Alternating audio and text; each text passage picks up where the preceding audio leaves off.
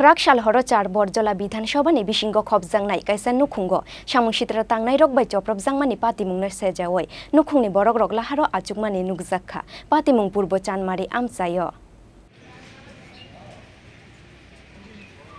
Oboni yagulo koktoma thumnai rongni bwskango phaiye Choprobjangnai Nukhungni borok rok Samung Sitra Tangnai rongni yakni yognani bagoi hastani mantri okrani thani Samung tisamani Nukjakha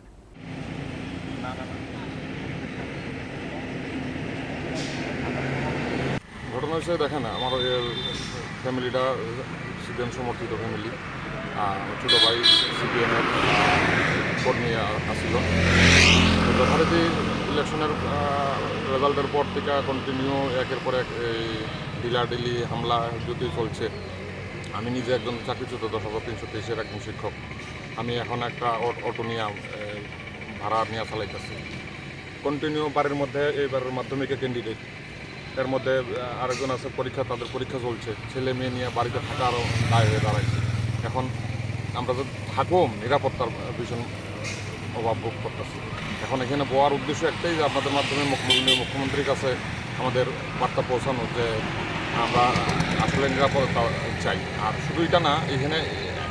এই পাড়া বা আশেপাশে কেউ যদি কোনো দিন অভিযোগের আঙুল তুলতে পারবে না আমাদের ফ্যামিলির কারণে যে আমরা কোনো বাড়ির কোনো ক্ষতি করছি বা কোনো করছি এরপরও একের পর এক কন্টিনিউ কতদিন চলবে এইভাবে থাকার থেকে তো মরে যাওয়া অনেক ভালো মনে হচ্ছে আমার বয়স্ক বাবা এই যখনই এই ধরনের ঘটনা ঘটছে ওখানে অসুস্থ হয়ে যাচ্ছে এবার বাবার নিয়ে তোরা যদি কোনো ছেলে মেয়েদের নিরাপত্তা দেবে আশেপাশে গিয়ে বাড়ির থেকে গিয়ে রাত কাটাইতে হচ্ছে তা আমরা যাবো তো কই যাবো এরপরে দেখেন আমার বাড়িটা বিধানসভা মাননীয় মুখ্যমন্ত্রীর অফিস রাজভবন থেকে 500 থেকে 600 মিটারের মধ্যে আছে এই জায়গায় যদি আমরা নিরাপত্তা অভাব ভোগ করে দিলে আমরা কীভাবে বাসন করব আমরা মুখ্যমন্ত্রীর কাছে সবিনয় নিবেদন করতে চাইতেছি যে মাননীয় মুখ্যমন্ত্রী আমাদেরকে অন্তর্পক্ষে এই নিরাপত্তা দিন আমাদের দ্বারা এমন কোনো কাজ হয়নি যে আমরা কোনো ক্ষতি করেছি আমরা কোনো ধরনের অবৈধ কাজে লিপ্ত নই বা কোনো আমাদের ফ্যামিলি নিয়ে ব্যস্ত আছে আমার মিসেস একটা ক্যান্সারের পেশেন্ট চাকরি যাওয়ার পর থেকে আমি মিসেসের চিকিৎসা পর্যন্ত বন্ধ করে দিয়েছি এখন সংসার চালানো খুব দায় হয়ে দাঁড়িয়েছে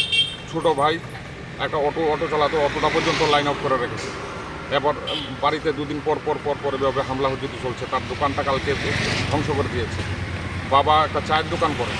এই চায়ের দোকান পর্যন্ত ভেঙে চুরমার করে দিয়েছে এখন মানে যাবো তো কোথায় যাবো আমি বলুন আমি মুখ্যমন্ত্রীর কাছে পুনরায় একটা কথাই বলবো আমাদেরকে নিরাপত্তা দিন আমরা নিরাপদে বাঁচতে চাই আমরা এই রাজ্যের নাগরিক আমরা এমন কোনো অপরাধ করিনি যে আমাদের বাড়ির মধ্যে এই একটা কন্টিনিউ হামলা চালিয়ে যাবে আমরা যাবো কোথায় এই উদ্দেশ্যেই আমরা পরিবার নিয়ে আমার বৃদ্ধ মা বাবাকে নিয়ে অসুস্থ মা বাবাকে নিয়ে এখানে রাস্তায় বসে আছি এবং ছোটো ভাই সহ সবাই রাস্তায় আমরা চাই আমাদেরকে নিরাপত্তা দেওয়া